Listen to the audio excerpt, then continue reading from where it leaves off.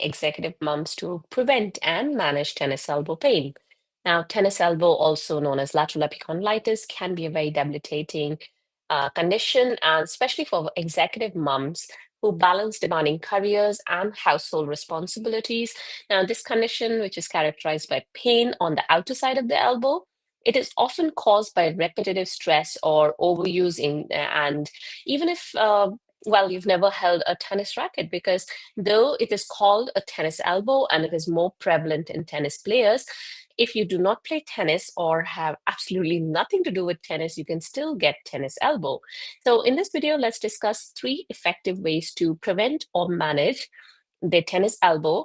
And these simple and easy tips can be tailored into your busy schedule. So, for those of you who don't know me, my name is Swati. I'm an executive mom power coach. I help moms of younger kids who work in high stress executive jobs to manage their spinal back, that is, back and neck, joint, and nerve pain. Now, this is despite low energy levels and brain fog or lack of focus. Now, I do this by giving you some simple exercises, some easy lifestyle modifications, some tips and tricks that have helped me in my own pain and adrenal fatigue journey. By adrenal fatigue, I'm referring to that lack of energy or low energy levels or lack of focus. When you have these two together, it is very, very difficult to manage your aches and pains. And I say that from personal experience. But I teach you all these strategies so that I can help you with the knowledge and information that I have, the things that I have learned in my own journey through this pain and adrenal fatigue. So I do all of this without taking away a big chunk of your time because, hey, we are moms, we are busy people. So let's get back quickly into the topic for today. That is 3 easy tips for busy executive moms to prevent and manage tennis elbow pain. Now, the very first one, let's just jump into the tips here. So if you want to know more about tennis elbow, if you're not sure if you have tennis elbow or not, or you have the other, which is a mirror image of tennis elbow, which is golfer's elbow, if you're not sure about those, you can have a look at my YouTube channel. I have done many, many videos there. So, or you can go to YouTube, type my name, Swati Prakash Tennis Elbow, and those videos will pop up for you. So let's get into those tips that we were talking about. So the very first thing is maintain a neutral position of your wrist when you're working. Now, this working can be when you're managing your children, when you're cooking, when you're out there typing your emails, or just simply reading a book or holding anything. Now, as let's look at the office scenario first. So, as an executive mom, when you're working long hours at your desk, you're typing on the keyboard or you're using a mouse, it can strain your wrist and forearm muscles, leading to tennis elbow. Now, maintaining a neutral position of the wrist is a very, very critical or very, crucial, because what happens in tennis elbow? I'll just roll up my sleeve here. So this is my outer part of my elbow here. There is inflammation that starts here, and then there are these tendons, this muscle that as attached. Muscle has 2 attachments, right, on either end. So this end is the muscle. At this end is attached to this lateral epicondyle or this bony area here. The muscle runs along the length of the forearm, and it goes and divides, splits into these tendons, these ropey tendons that you can see, and they go and attach onto these joints of the fingers and hands. So whenever my wrist, so obviously the muscle is crossing the wrist joint. So whenever I keep my wrist in a position that's not neutral, or my wrist is not aligned in a neutral position, whether it is bent up or down, this can create a lot of stress on my wrist. So what is a neutral position? So you might have heard a lot of people talk about it, but what exactly is it? So let me try and simplify it for you. If you look at your arm from the side, so if you draw a line which crosses your wrist, so your little finger here is in line with the middle of your forearm here. So we're not looking at the forearm this way first, we're looking at it from the side. So if my wrist is up or down, that is, it is extended or flexed, it is not in neutral, this is neutral. Now look at it this way.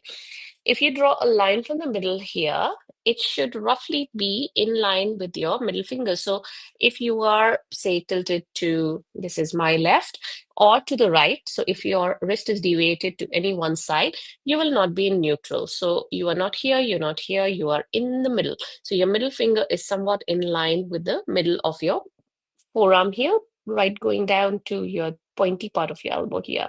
So this is a neutral wrist when it is aligned from the side and from the back here.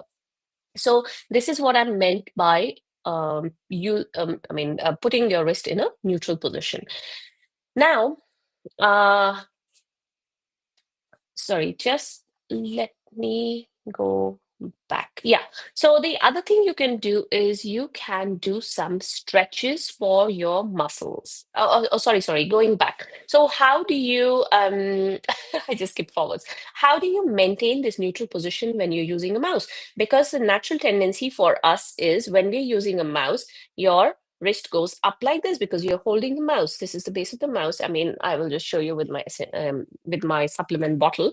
This is definitely not a mouse, but if you're holding something and it has to rest on this surface, obviously it's your wrist is, did you see how my wrist actually went up there? So it is not in neutral. So if you use a mouse pad or that wrist pad, which has a little bit of an elevation that sits under your wrist here, you will be able to use your mouse while you maintain your wrist in a neutral position.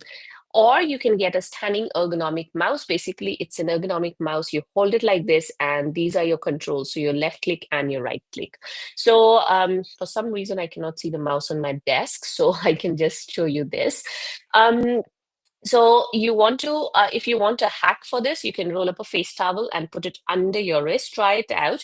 But of course it does, it does not sit in one place and it can be cumbersome. So you can use a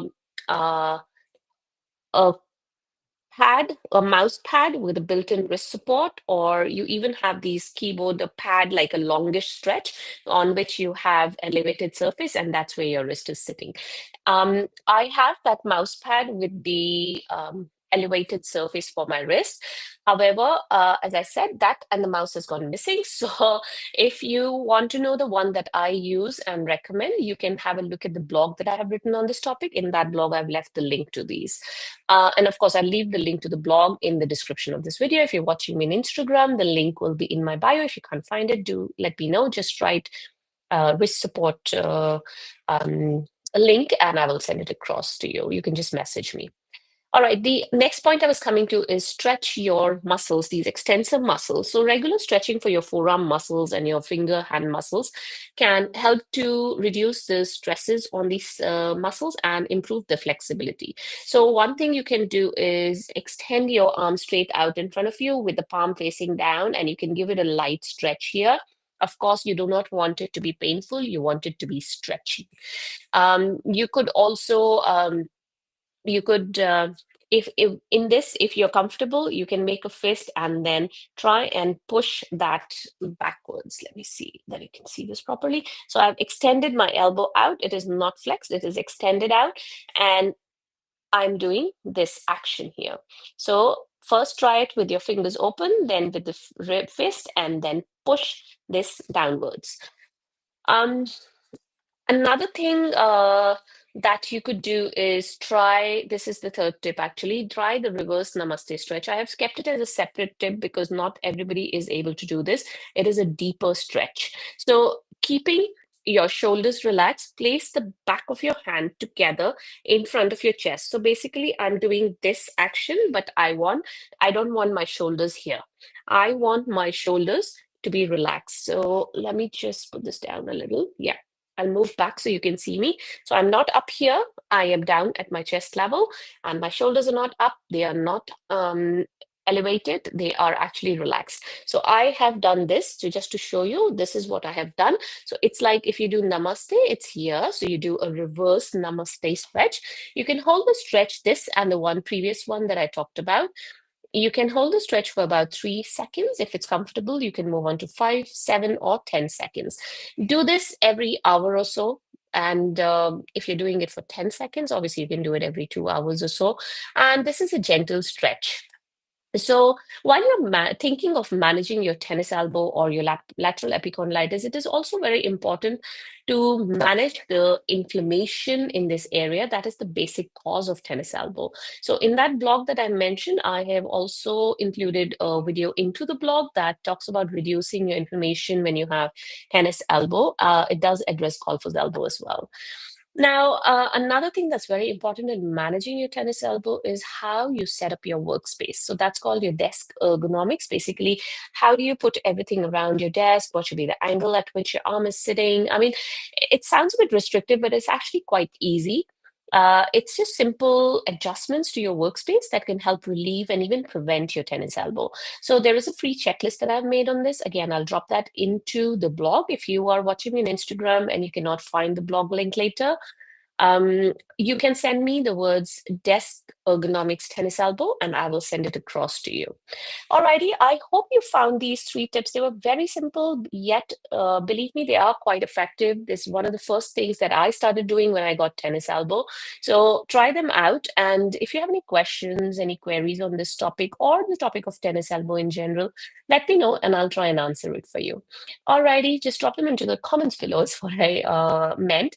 So let me know by dropping those questions into the comments below and I will address them for you. Alrighty, I'll see you guys next time.